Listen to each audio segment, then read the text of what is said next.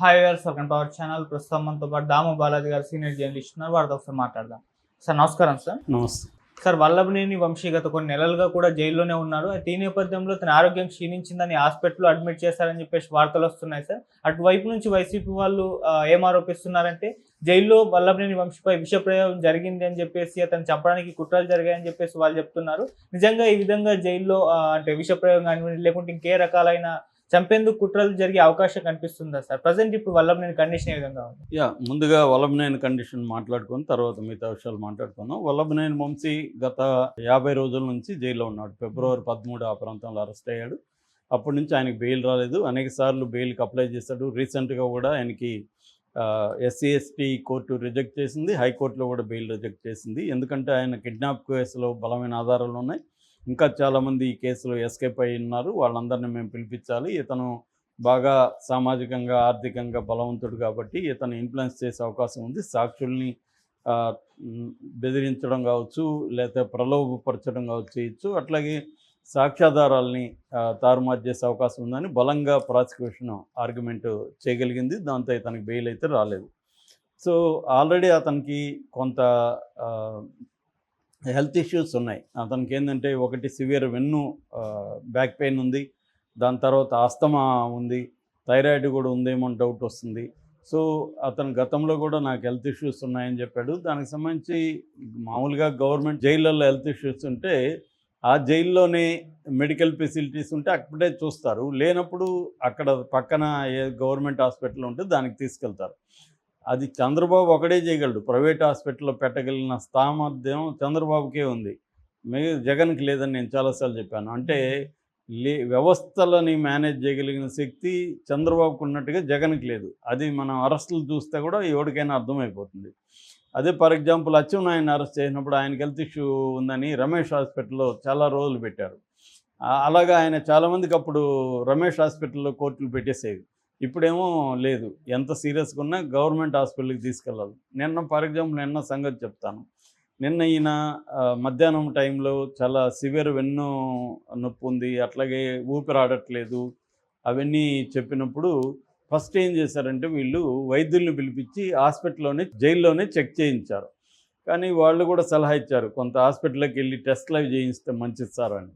ఎందుకంటే అతనికి already problem ఉంది కాబట్టి తీసుకెళ్ళమన్నారు. వీళ్ళు మెల్లగా ఎప్పుడో 4:30, 5కి అలా తీసుకెళ్లారు గవర్నమెంట్ హాస్పిటల్కి విజయవాడలో.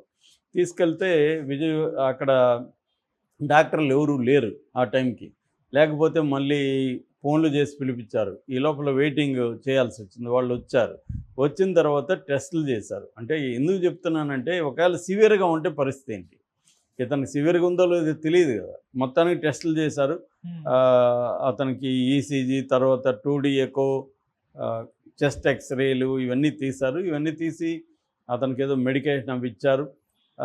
ఇచ్చిన తర్వాత మళ్ళీ రేపు మార్నింగ్ ఫుడ్ లేకుండా తీసుకురమ్మన్నారు. ఎందుకంటే థైరాయిడ్ టెస్ట్ కూడా చేయాలని చెప్పారు. ఏదేమైనా ప్రభుత్వ దీంట్లో అతనికి చేసుకోవాలని పరిస్థితి అయితే ఏర్పడింది.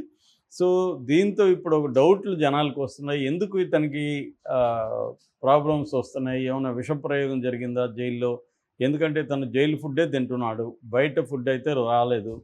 ఇదే కార్యక్రమం గతంలో కూడా చంద్రబాబు మీద కూడా వాళ్ళు ఆరోపించారు. చంద్రబాబుని చంపేయాలని జైల్లో చూస్తున్నారు అనేది కూడా ఆరోపించారు.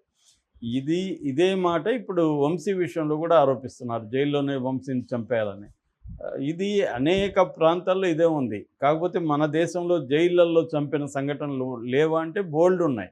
ఎవ్రీ ఇయర్ దాదాపు 2000 మందికి పైన ఖైదీలు జైళ్ళల్లో చనిపోతున్నారు. రకరకాల కారణాలతో మిస్టీరియస్గా చనిపోతున్నారు. ఆ మధ్య కిటికీకి దాని టవల్ చుట్టుకొని ఆత్మహత్య చేసుకున్న సంఘటనలు కూడా ఉన్నాయి. అట్లాగే మనకి పరిటాల రవి కేసులో మొద్దుసీన్ కానీ మిగతా వాళ్ళందరూ కూడా జైల్లోనే చనిపోయారు. మొద్దుసీన్ చంపిన వ్యక్తి జైల్లోనే చంపాడు.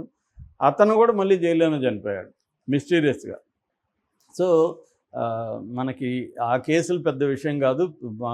అతి హై సెక్యూరిటీ ఉన్న తీహార్ లాంటి జైల్లోనే పట్టపగలు గార్డ్స్ దగ్గర నుంచి గన్స్లా కొనుకాలు చేసిన సందర్భాలు కూడా ఉన్నాయి. కాబట్టి జైళ్ళు అనేవి సేఫ్ అయితే కాదు గ్యారంటీగా. కాకపోతే ఇతని మీద అలాంటి ప్రయోగం చేశారా లేదని వాళ్ళు ఆరోపిస్తున్నారు తప్ప చేశారా లేదనేది వాళ్ళ దగ్గర కూడా ఏం ప్రూఫ్ లేదు. ఇది ఫర్ ఎగ్జాంపుల్ పాకిస్తాన్ ఆయన ఎవరు మన ఇమ్రాన్ ఖాన్, పాకిస్తాన్ ప్రైమ్ మినిస్టర్, ఆయన మీద కూడా స్లో పాయిజన్ ఇంజెక్షన్ ఇచ్చారు నాకనేది ఆయన కూడా ఆరోపించాడు. సో పాజిబుల్ అంటే ఖచ్చితంగా పాజిబుల్లే. ఫుడ్లో స్లో పాయిజన్ ఇవ్వాలనుకుంటే ఇవ్వచ్చు. కాకపోతే అవి చేస్తారా అంటే చెప్పలేం మనం. ఏదేమైనా ఆరోపణ అయితే జరిగింది.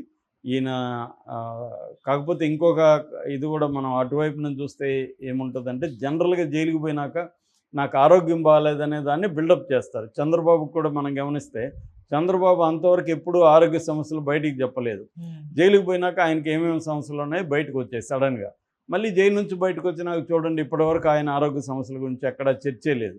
బ్రహ్మాండంగా ఆయన యాక్టివ్గా ఉన్నారు. సో ఇదేంటంటే జైల్లో ఉన్నప్పుడు బెయిల్ కోసము ఆరోగ్యం బాగాలేదన్న విషయాన్ని హైలైట్ చేసుకుంటూ వస్తారనమాట. సో మనకి కేజ్రీవాల్ విషయంలో కూడా ఇదే జరిగింది. కేజ్రీవాల్ కూడా ఆరోగ్యం సరిగా లేదు, ఆయన జైల్లోనే ఇబ్బందులు పెడుతున్నారు, ఆయనకి వాళ్ళేమో స్వీట్లు ఎక్కువ తినేస్తున్నాడు, మామిడి పళ్ళు ఎక్కువ తింటున్నాడు ఇలాగని వాళ్ళు అనడం, ఈయనేమో సరిగా వీళ్ళు ఆయన్ని చూసుకోవట్లేదని వీళ్ళు అనడం, ఇలాగా జైల్లో బెయిల్ రావడం కోసం కూడా వాళ్ళు ఒక డ్రామాటిక్ హెల్త్ నెరేటివ్ని క్రియేట్ చేస్తారు. అలాగా ఏమన్నా వంశీకి ఆరోగ్యం బాగాలేదన్న విషయాన్ని బిల్డప్ చేసి ఈ డాక్టర్ల దగ్గర అంతా కూడా సర్టిఫికేట్లు తీసుకుని ఈసారి హెల్త్ గ్రౌండ్స్లో బెయిల్కి అప్లై చేస్తారా అన్నది కూడా మనం చూడాలి. ఎందుకంటే హెల్త్ గ్రౌండ్స్లోనే చంద్రబాబు కూడా తాత్కాలిక బెయిల్ వచ్చింది. ఒకసారి బెయిల్ వస్తే ఇంకా ఏదో ఒక పద్ధతిలో దాన్ని అలాగే ఉండిపోగలరు. అలాగే టెంపరీ బెయిల్ తెచ్చుకున్న చంద్రబాబు తర్వాత పర్మనెంట్గా తెచ్చుకోగలిగాడు. అలాగా వీళ్ళు కూడా ఏమన్నా ప్రయత్నిస్తున్నారా హెల్త్ గ్రౌండ్స్లో అనేది చూడాలి. ఎందుకంటే మనకి పోసాని కృష్ణమురళి కేసులో కూడా హెల్త్ గ్రౌండ్స్ మీదనే వాళ్ళు ఎక్కువగా ఆధారపడ్డారు. కాకపోతే పోసాని కృష్ణమురళి కేసు కంటే కూడా ఇది సీరియస్ కేసు. ఇదేంటంటే ఎస్సీ ఎస్టీ అట్రాసిటీస్ కేసు పెట్టారు. ఈ సత్యవర్ధన్ అనే తెలుగుదేశం ఆఫీసులో కంప్యూటర్ ఆపరేటర్గా ఉన్న అతన్ని కిడ్నాప్ చేశారనేది కేసు ఇది. సో అందువల్ల ఈ కేసులో ఇంకా కూడా వల్లభనేని వంశీ జైలుకి వెళ్ళే అవకాశం ఉంది. ఆల్రెడీ అతని మీద ట్వీట్లు ట్రోల్స్ కూడా జరుగుతున్నాయి. అతను హెయిర్ అంతా నేర్చిపోయి ఎట్లా అయిపోయాడు చూడనని. దానికి కూడా కారణం ఏంటంటే జైల్లో బయటలాగా రంగు వేసుకోవడం కూడా ఇబ్బంది అవుతుంది. దానివల్ల ఒరిజినల్ వైట్ హెయిర్ బయటకు వస్తుంది. దానివల్ల ఏజ్ కనిపిస్తుంది, అంటే ఒక మార్పు కనబడుతుంది. రెండోది అతను ఫిజికల్గా అండ్ మెంటల్గా కూడా జైలు అనేది స్ట్రెయిన్ని క్రియేట్ చేస్తుంది. ఎందుకంటే బయట ఉన్న సౌకర్యాలు అయితే జైల్లో ఉండవు. ఫర్ ఎగ్జాంపుల్ అతనికి కార్డు కావాలంటే కోర్టులో పర్మిషన్ తీసుకోవాలి.